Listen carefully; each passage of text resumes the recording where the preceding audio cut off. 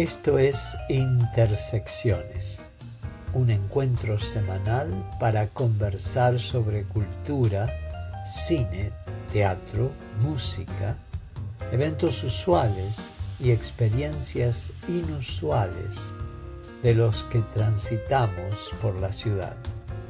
Desde New York les habla Raúl Galope.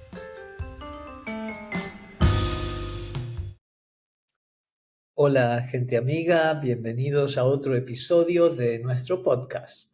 En esta oportunidad dedicado al cine, las historias y las emociones que nos hacen vibrar en la gran pantalla, ya sea en un cine o en el living de nuestra casa. Hoy tenemos un episodio muy especial porque vamos a comentar una película que está dando mucho que hablar. Se trata de Juror Number 2 y lo digo en inglés porque no sé si va a ser traducida literalmente como Jurado número 2.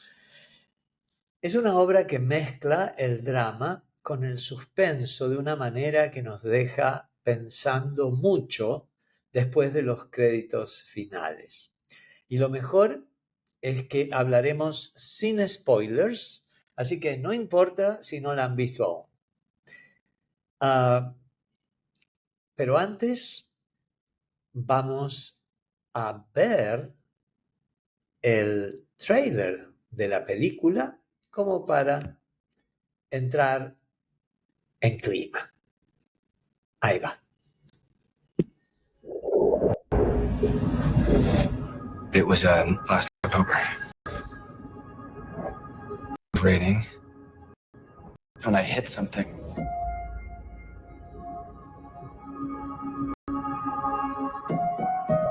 I got out the car and I looked around. I checked, I didn't see anything, and I figured it was a deer that ran off.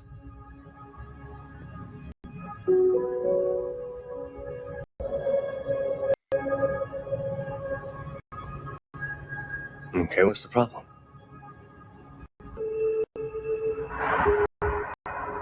I got called for jury duty. The Kendall Carter case? 1 year ago, on October 25th, the defendant, James Scythe, and his then girlfriend, Kendall Carter, they had a fight. And he's going to pay for what he did.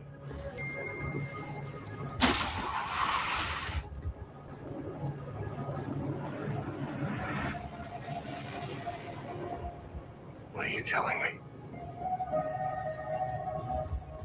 Maybe I didn't hit a deer. Let me just ask you one thing. Did you guys ever look at any other suspect?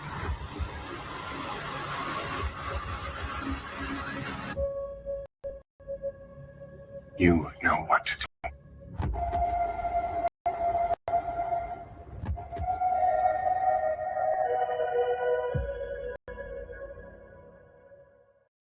Bueno.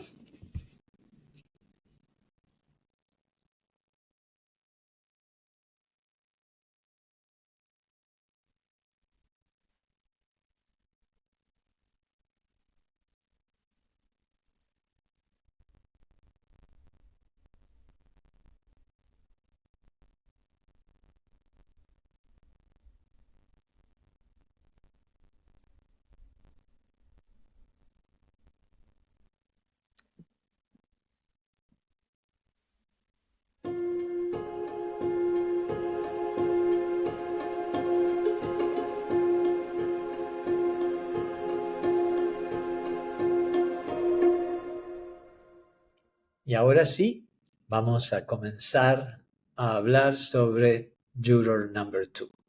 Pero antes de empezar, recuerden seguirnos en nuestras redes sociales y suscribirse a nuestro podcast para no perderse ningún episodio. Y ahora sí, jurado número 2, Juror Number 2.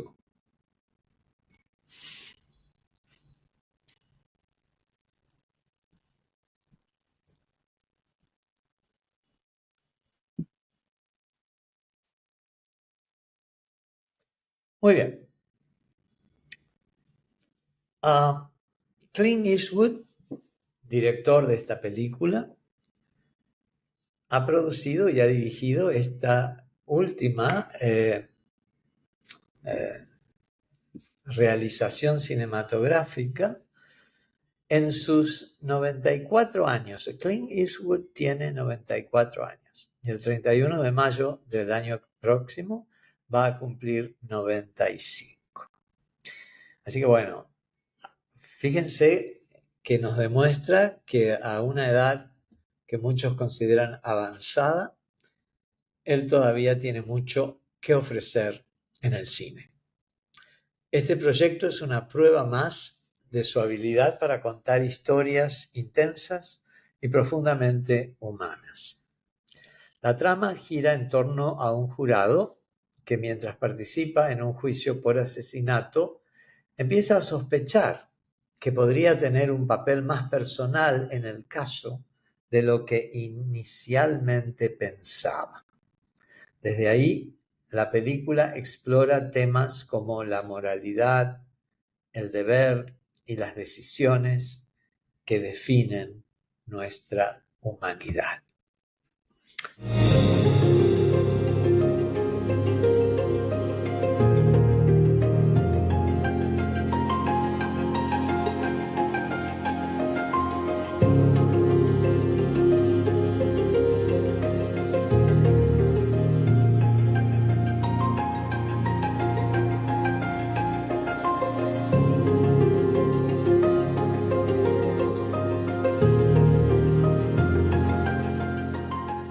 Sin entrar en detalles, el elenco también merece reconocimiento. Incluye actores como Nicholas Hoult y la talentosa Toni Collette, quienes entregan actuaciones cargadas de emoción y profundidad.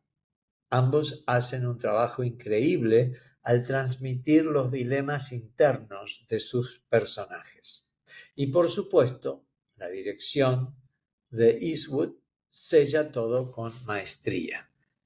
Quizás se le podría recriminar a Eastwood que a veces es demasiado reiterativo y lento y meticuloso en lo que él ofrece en sus películas, pero en este caso, esta obra mantiene el interés durante toda la duración del film y en ningún momento decae en cuanto al interés que nos despierta. Pero hablemos ahora de lo que hace que esta película sea tan especial. Primero, el guión. Juror número 2 o Juror number 2 no es solo una historia de suspenso, sino una reflexión sobre la complejidad de la naturaleza humana.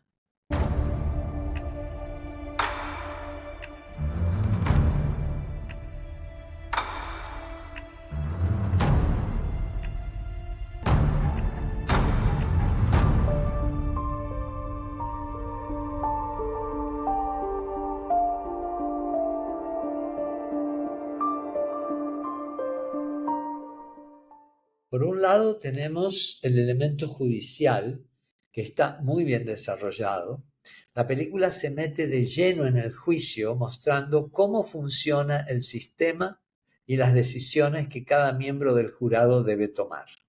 Pero al mismo tiempo, también nos lleva a explorar cómo estas decisiones los afectan a nivel personal. La cinematografía también merece mención. Eastwood tiene un estilo muy particular, simple pero poderoso. Cada toma parece estar pensada para resaltar las emociones de los personajes. La paleta de colores es sobria, casi monocromática, lo que aumenta la tensión en cada escena. Y no olvidemos la banda sonora.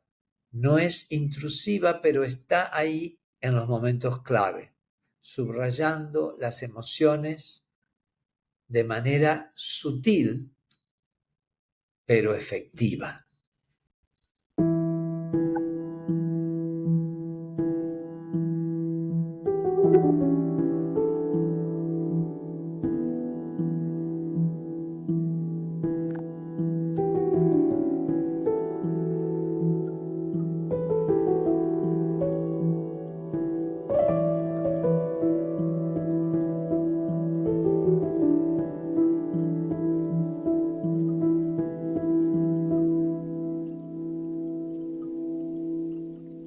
Uno de los puntos fuertes de Juror número 2 es la cantidad y tenor de los temas que aborda.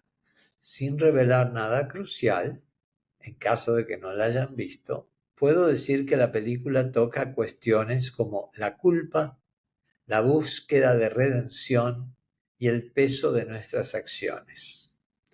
Nos deja preguntándonos, ¿qué haríamos nosotros en esa situación? Cada uno de nosotros, personalmente, ¿qué haría yo en esa situación?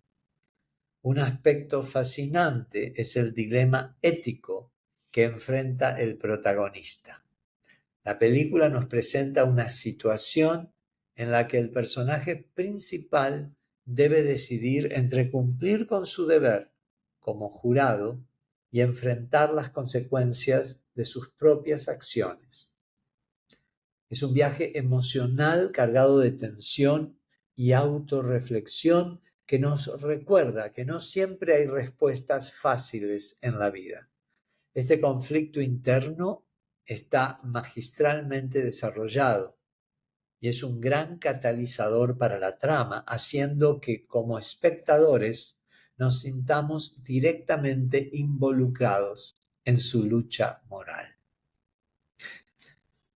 En este contexto, es imposible no comparar Juror Number 2 con la clásica 12 Angry Men o 12 hombres en pugna, película de 1957 dirigida por Sidney Lumet.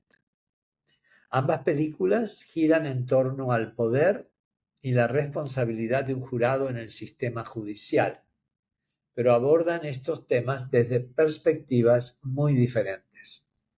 Mientras que 12 hombres en pugna, 12 Angry Men, se centra en el trabajo colectivo del jurado para descubrir la verdad.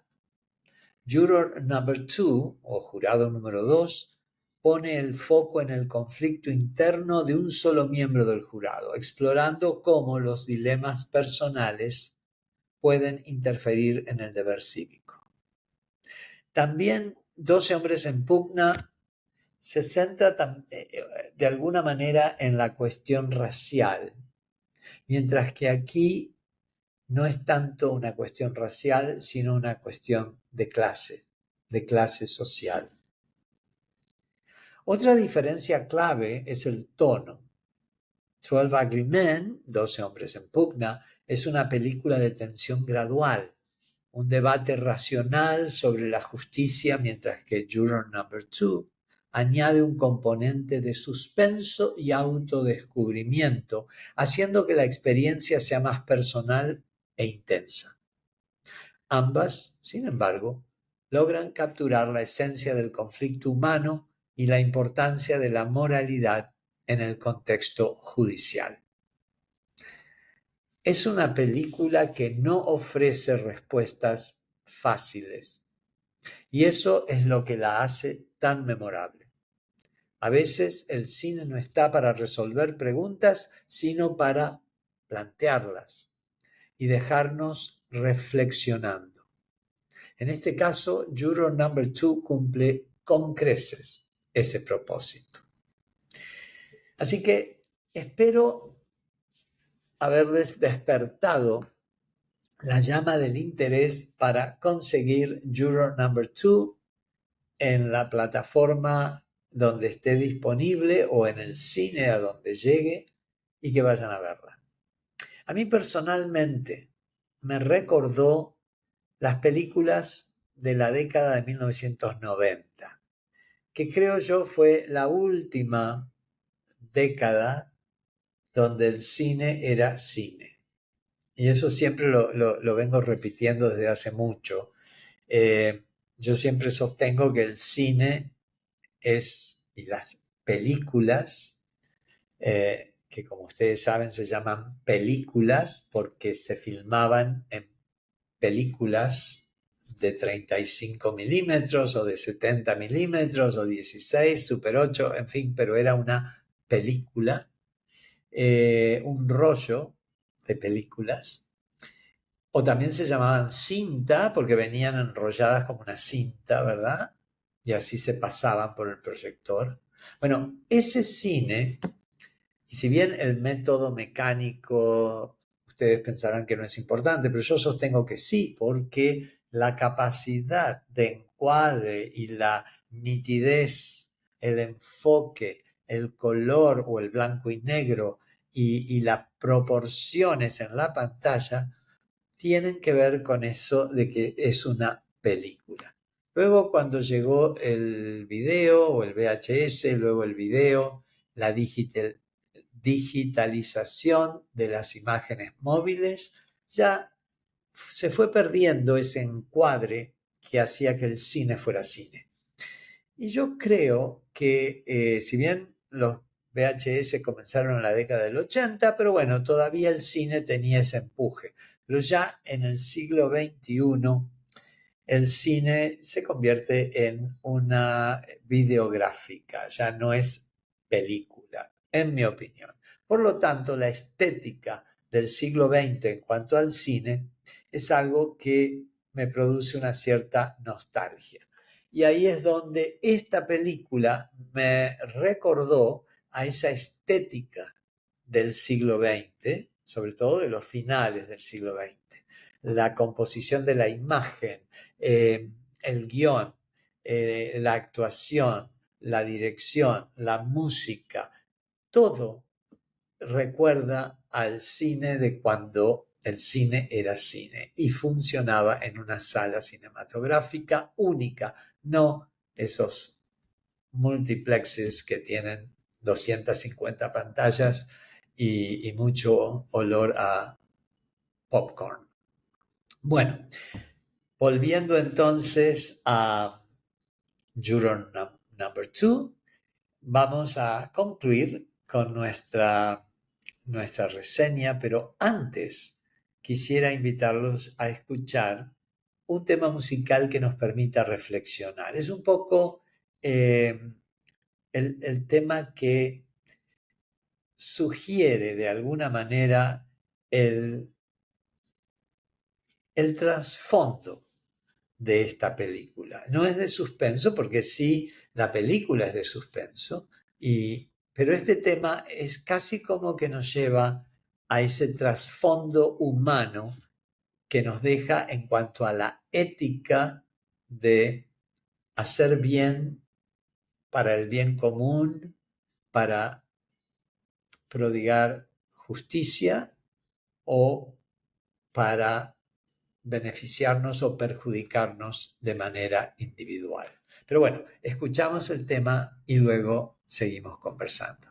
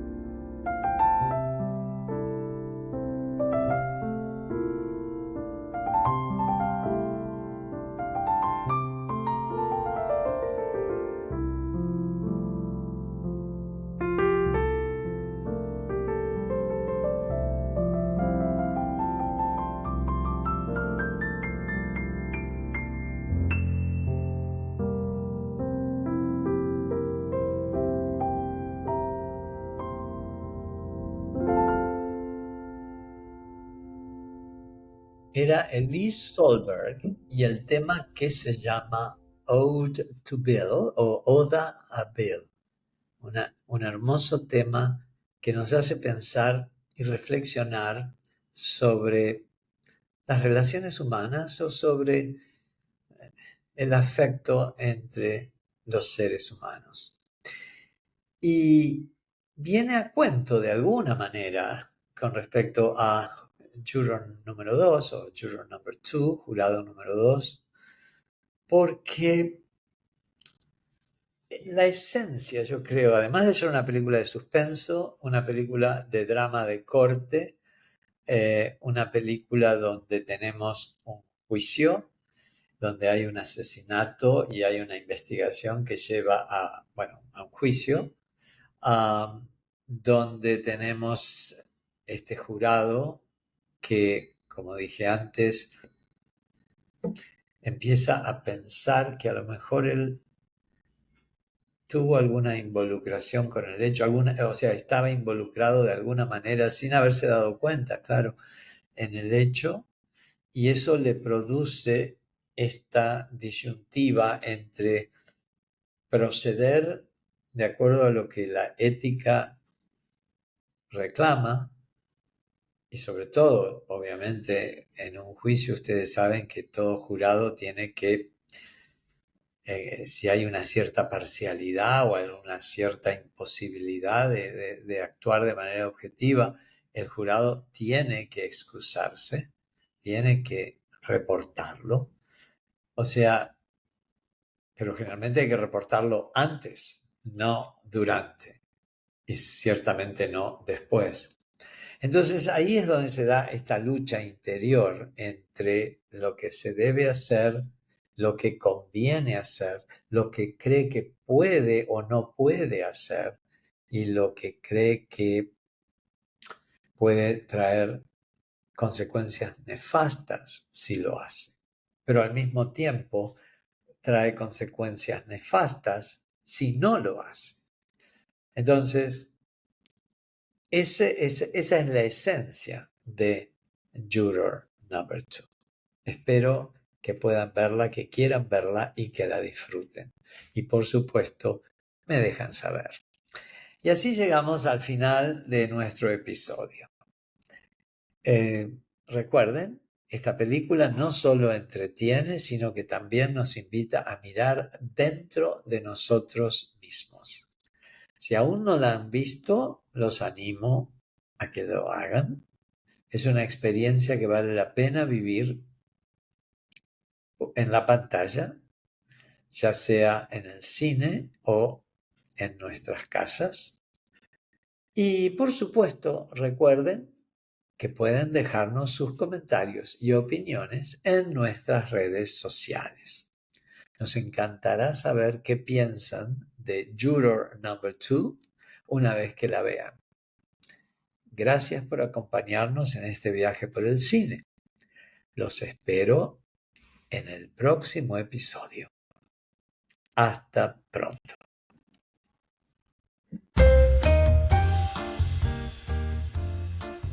Aquí concluyen nuestras intersecciones de hoy. Muchas gracias por escuchar y hasta la próxima intersección.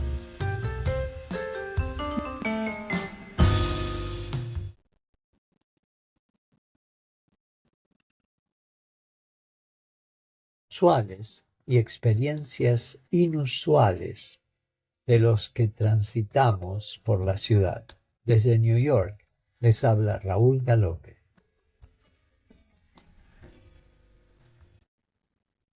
¿Qué tal? Buenas tardes, ¿cómo están? Nos encontramos nuevamente en esta nueva temporada de Intersecciones, porque ya estamos en el 2025.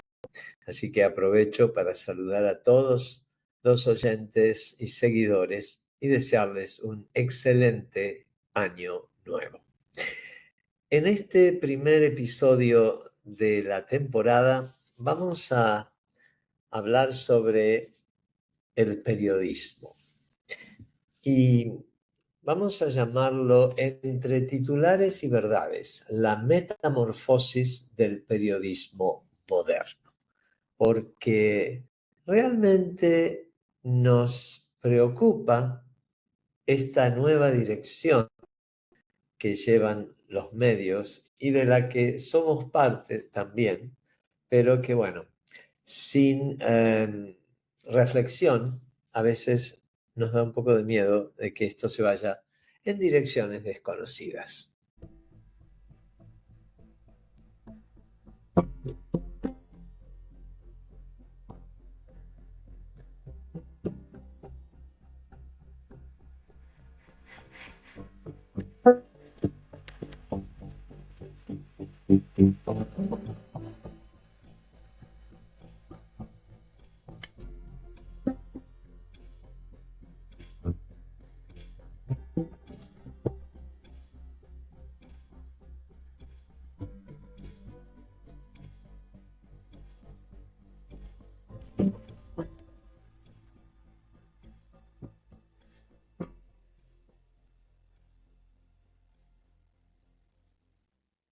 Como les decía, mientras doy la bienvenida a los que se incorporan ahora, aquí comenzamos nuestra cuarta temporada y quiero explorar en esta ocasión los retos y transformaciones de los medios de comunicación en el siglo XXI.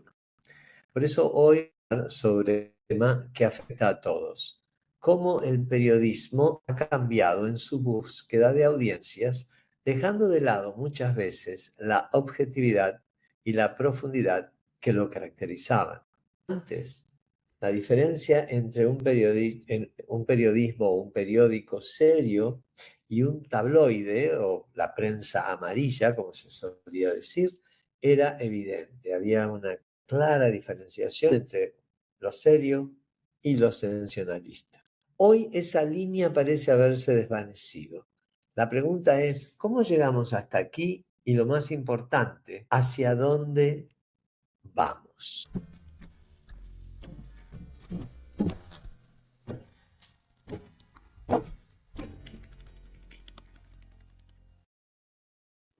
Empecemos por el pasado.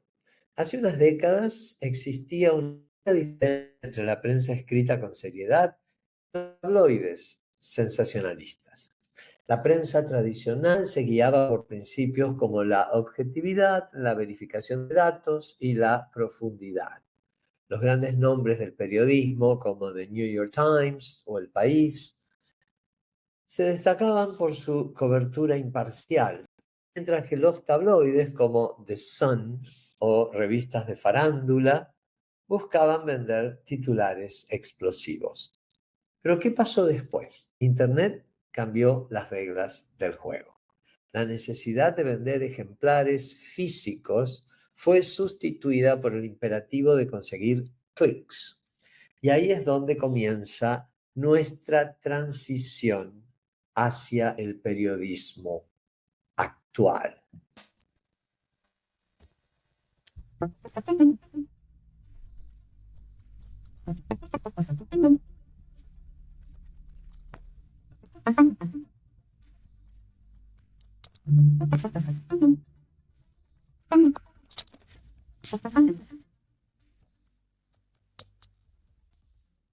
Hoy vivimos en la era del clic.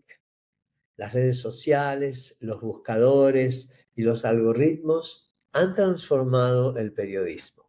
Ya no se trata solo de informar, sino de captar la atención en un mar de contenido. La consecuencia de esto es evidente. Los titulares son cada vez más sensacionalistas. Las noticias priorizan la velocidad sobre la verificación. Y las plataformas como Facebook o Twitter, o sea, X, favorecen la difusión de contenido que genera emociones intensas, indignación, sorpresa, miedo. Pero, ¿qué efectos tiene esto? Javier Darío Restrepo, periodista y director del consultorio ético de la FNPI, afirmó: el sensacionalismo siempre ha sido una enfermedad de los medios de comunicación, destacando los efectos negativos de esta práctica en la confianza del público. Un estudio de Reuters Institute for the Study of Journalism and Media concluyó que, cito, cuando las noticias se presentan de forma sensacionalista y con un tono que busca llamar la atención del consumidor, provocan que la confianza en su contenido sea menor. También el artículo La credibilidad en tiempos de sensacionalismo, un desafío para la verdad, señala que, cito, el sensacionalismo, la tendencia a exagerar o distorsionar la verdad en busca de impacto y atención, ha erosionado la confianza en los medios de comunicación y ha dejado a la sociedad cuestionando la veracidad de lo que se presenta como noticias. Estos ejemplos ilustran cómo el sensacionalismo en los medios puede erosionar la confianza pública, generando confusión sobre la veracidad de la información.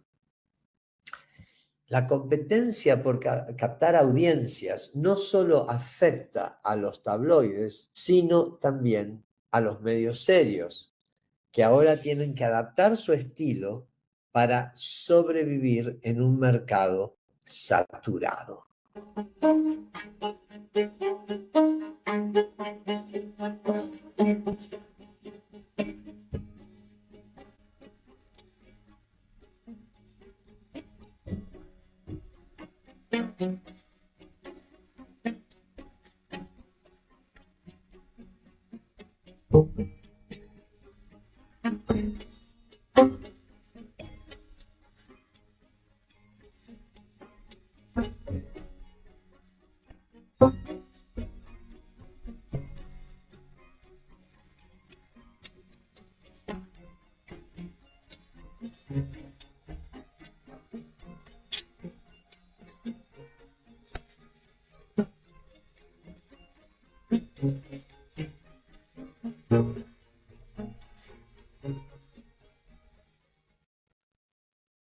Entonces, ¿cuál es el camino a seguir? La respuesta no es sencilla, pero algunos proyectos y tendencias nos dan una pista.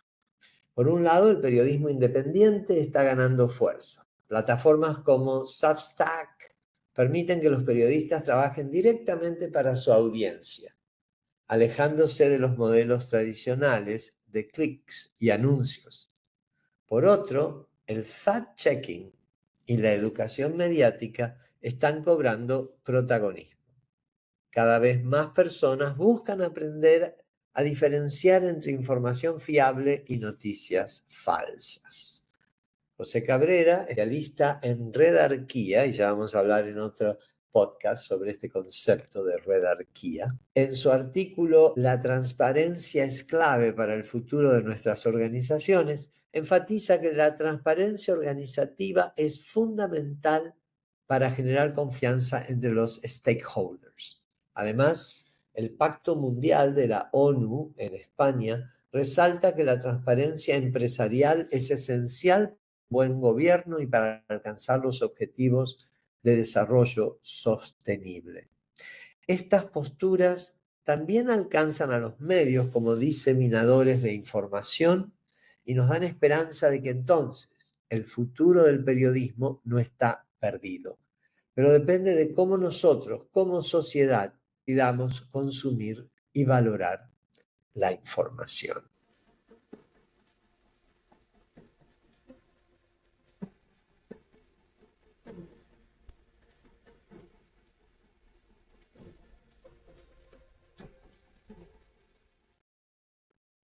Hemos recorrido un largo camino desde los días de la prensa impresa hasta la era del clic. Y aunque el sensacionalismo parece haberse apoderado de todo, también hay razones para ser optimistas. El cambio está en nuestras manos, en cómo consumimos, compartimos y exigimos información. Y aquí viene esta reflexión final y casi un pedido a nuestra audiencia. Nosotros ahora tenemos que pensar que nuestro rol como consumidores o como diseminadores de información en las redes es equiparable al rol del editor de un diario. En esa época, en la época de la prensa impresa, en la época en que se verificaba la información, El editor era el responsable de filtrar lo que parecía creíble, o lo que era creíble, lo que era comprobable, como verás, y aquello que todavía no se había verificado, aunque viniera de buena fuente, pero se esperaba para alargar esa información. Ahora nosotros recibimos un anuncio, una información, algo en Facebook, y ahí nomás lo mandamos adelante hacia otra persona. O sea, en Twitter sería retuitear. Lo retuiteamos sin ver que lo que dice es totalmente cierto, o sea, 50% cierto. O sea, nosotros tenemos esa responsabilidad de filtrar la información para que no se siga diseminando noticias falsas o verdades parciales o inclusive odio y ataques que no están justificados. Así que bueno, en esencia tenemos la gran responsabilidad de llevar adelante el control de la información que recibimos y que transmitimos.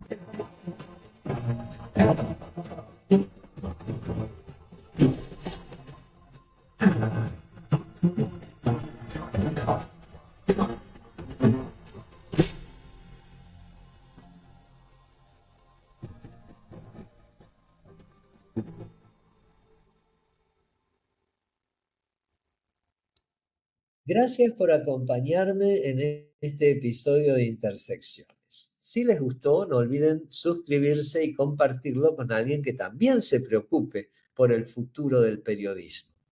Nos escuchamos en el próximo episodio, pero antes un poco de buena música. Y así es que cerramos con Cast of Characters y este hermoso tema que se llama Finger Snap.